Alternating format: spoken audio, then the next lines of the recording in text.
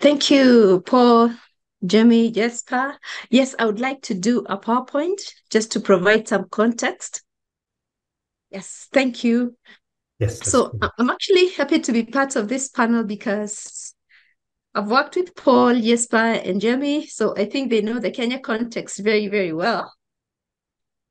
And I like the sort of the framework or the points that Jamie you provide because I'll try to be speaking, or I see mapping between the issues I'm going to frag and sort of the issues that Jamie raises. So this is interesting for me. So you can use this to contextualize the points that Jamie or the framework that Jamie you have provided. So let me go quickly then so that I don't take time for the other panelists. My name is Jane Kiringai. I think with Jesper, we designed the first conditional grant for Kenyan subnational governments with Jesper, the Yes, World yes, Bank. that is right. In 2015-16. Yeah, so we enjoyed that. Exactly. And Yes. then after that, I went to join the Commission on Revenue Allocation that then does the general transfers. And on that, I worked with Paul Smoke and Jamie Boy. So I'm in very interesting company. So I think they'll be able to add after I make this presentation. I've structured it into very, let me go to presentation mode. Yes. So I have a very simple structure and I'll try to limit it to maybe less than 20 minutes. I'm going to do the vertical division of revenue and then the horizontal allocation of revenue, just sort of to provide the context or the Kenyan experience. And in terms of this vertical division of revenue or the vertical split, I'll provide just an overview and some of the key issues or the challenges as Jamie, you talked about. Then I'm going to talk about the whole horizontal allocation of the formula that we use to split up the money among the counties, the process, the outcome, and some of the key issues. So what's the context for intergovernmental fiscal transfers? I think this is straightforward. We talk about the provisions in the legal provisions that then really dictate that the national interest takes the first charge in the division of revenue. And in this case, what's interesting, the allocation to subnational government is not considered national interest. It's sort of a residue. After you take over everything, after you sort of budget for the key items that are considered national interest, then you ask how much is left to split between the national and subnational governments. And usually the interesting part is the national interest are basically the national government functions, never really the subnational. So already you begin to see challenges creeping in there. Of course, we have the finance follow function, but you will see, Lily, that there is sort of creeping back of subnational functions at the center. Then, of course, Schedule 4 then determines the functions that are already devolved. And of course, there's the revenue assignment, and that determines how much revenues counties or subnational governments can raise on their own. So this is very important in terms of how then intergovernmental fiscal transfers become an important tool for development. So in the Kenyan context, this is sort of to show you how important the intergovernmental transfers are, the general grant. And you can see for Kenya, we are now into 10 years of devolution, and the equitable share, which is the general grant, accounts for about 85% of the revenues that counties have for development. Then you can see there is another small percentage of national government conditional grants. Then we have the loans and grants from donors.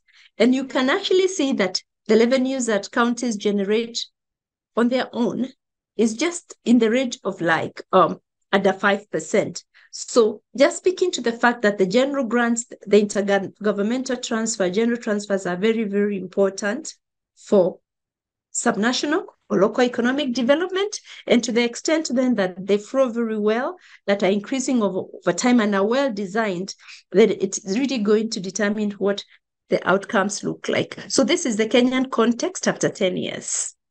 Not much of OSR or conditional grants. Then going forward, you can see that what the vertical split looks like. The orange bar is the subnational governments, and the green bar is the national government. And you can actually see the growth of each of these bars over time. You can actually see, like, for the 3 years, the general transfers to county governments were almost constant, and then that spiked to 370. But you can imagine what this marginal nominal increase means in terms of real allocations in a time when you have inflation. So you can actually see this has been very, very constant over time, but the national government share increases over time. So again, you see not much of a growth there in real terms. But then I talked about what are the principles underpinning the division of revenue, the vertical split, and you can see how that has happened over time, yeah?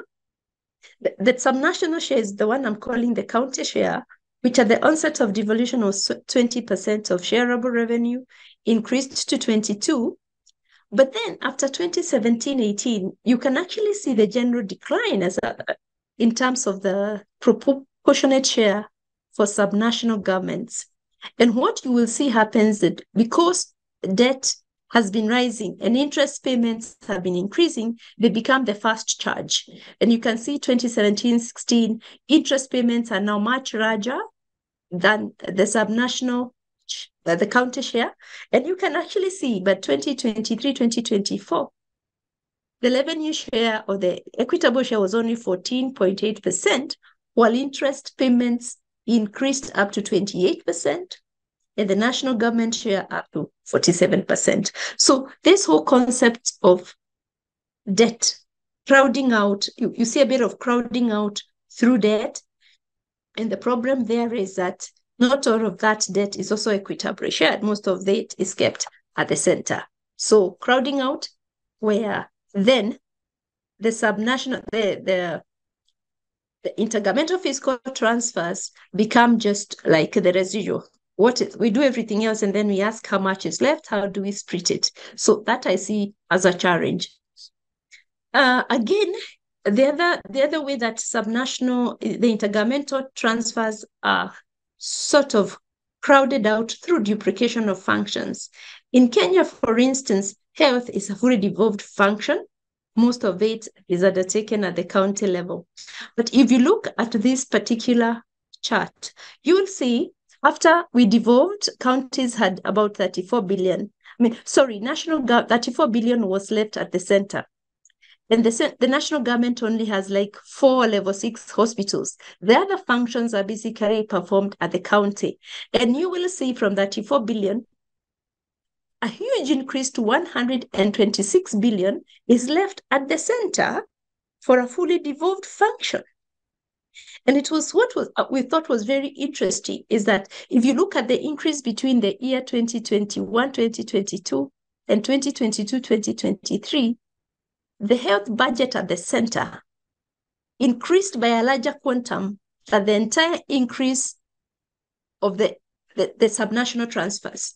So just one allocation to a line ministry that performs devolved functions increased by a larger quantum than the entire allocation to county governments. Let me take you back one step. You will see an increase from 96 billion to 126 billion, while at that same time, you will actually see that the equitable share to counties, the intergovernmental transfer to counties, never increased even with a shilling.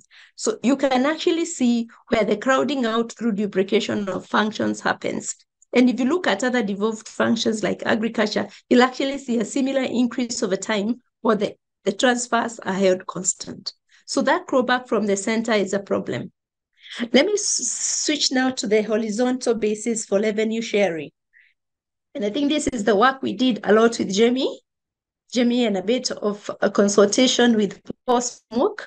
But in terms of how political, this is speaking to the political nature of revenue sharing.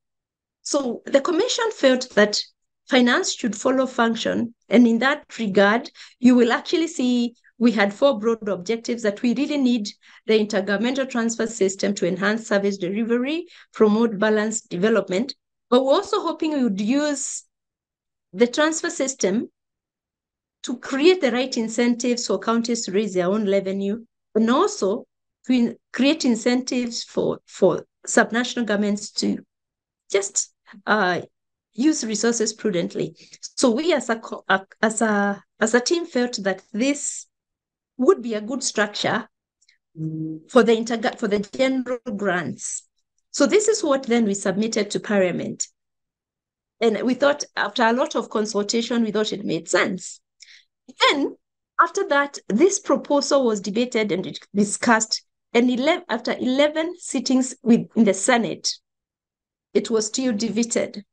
What was even more interesting that is, at the time of formulation, we had consulted with the Council of Governors, and they said, yes, this is really good and we like it. But then several days downstream, they do a press briefing and say they don't like the formula. Again, there was a lot of political mobilization in Senate, and that formula went through so many iterations. The incentive for prudent use of resources were actually knocked out through the political process. So we ended up with just two: the health, agriculture, population, land, roads, and they used the 4% and actually put it to roads. So you see, through the political process, we wanted to design an intergovernmental transfer system that had also the mechanism for putting in place the right incentives, but the politics being what it is, those had to be sort of thrown out, and we end up with this kind of formula. So very political.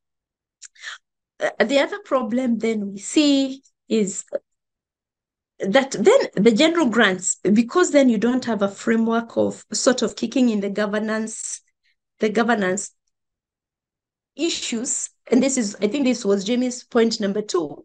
These are the kind of headlines that we get every day, because then there's no way you can address issues like quick local oversight through the assemblies. There's no way you were able to deal with personnel costs. Issues of fiscal responsibility, mainstreaming them in the transfer system is complicated and difficult.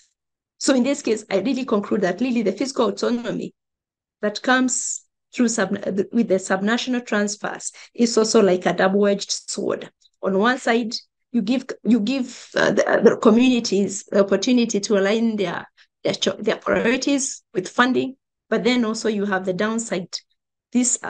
All these weaknesses undermine their effectiveness. So I was saying the initial conditions are very different.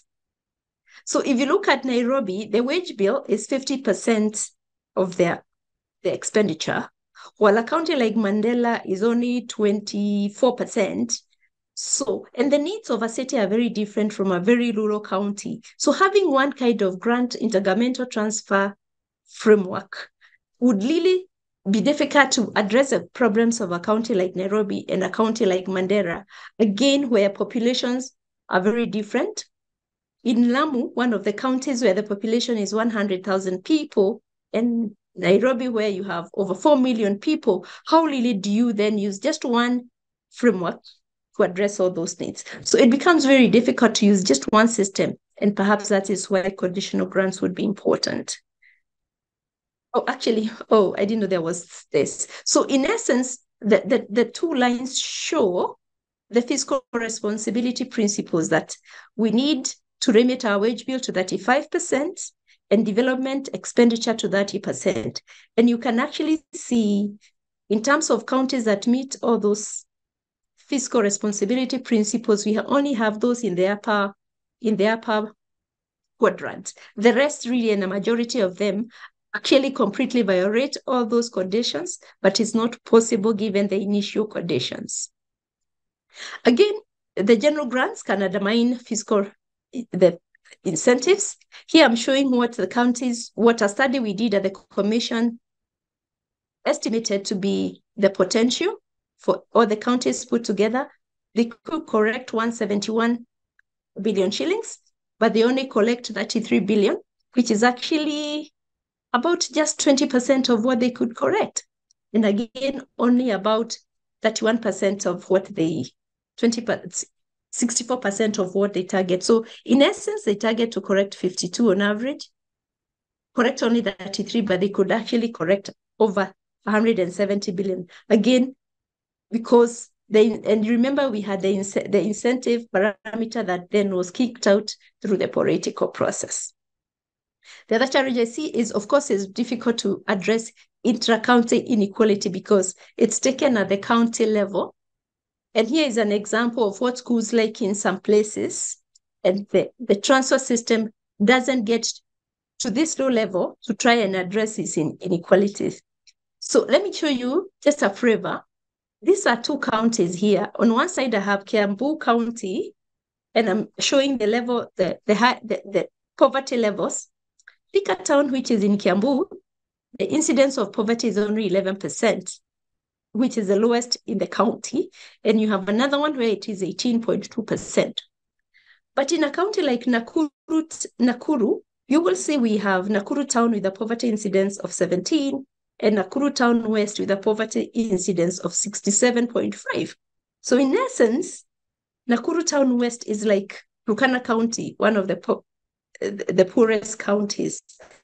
But then the general grant does not really address these intra-county inequalities. So that's where then the conditional grants would be useful to make sure that you're also dealing with issues within the county.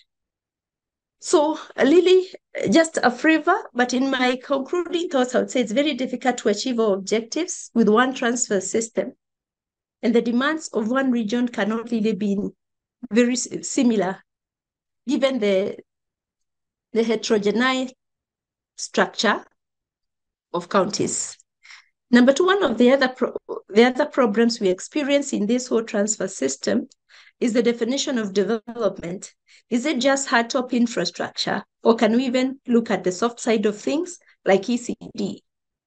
As an ECD teacher, in this case, would be considered recurrent in nature, yet we know it's an important aspect of human development. So as you're trying to mainstream fiscal responsibility principles, we may cut back some very useful service delivery expenditure at the expense, in the name of development, which in some cases turns out to be white elephants. And then finally, conditional grants have a cyclical or short span, but they can be, in my view, be leveraged to strengthen or complement the general grant system.